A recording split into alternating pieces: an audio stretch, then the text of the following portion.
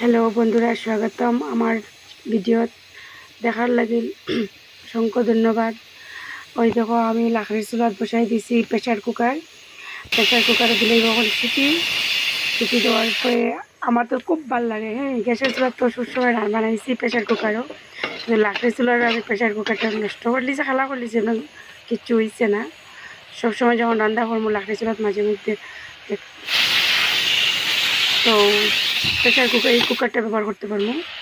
আর এদিকে শিম আলু দিয়ে টমেটো দিয়ে লটিয়া চটকি দিয়ে বানাবো মাখা সবজি তরকারি।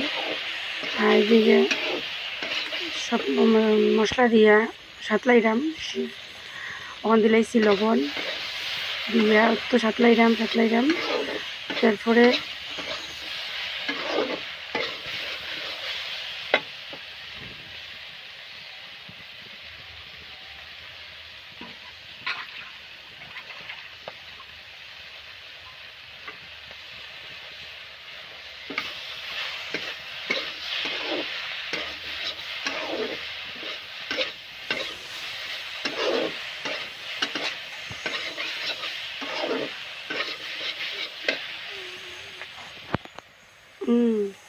রেসুলার রান্না খাইতে খুব টেস্টি হয়।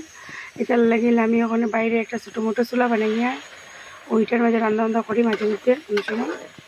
ইচ্ছে হলে করে মেন গরু রাঁধি, আর না হলে বাইরেও রাঁধি।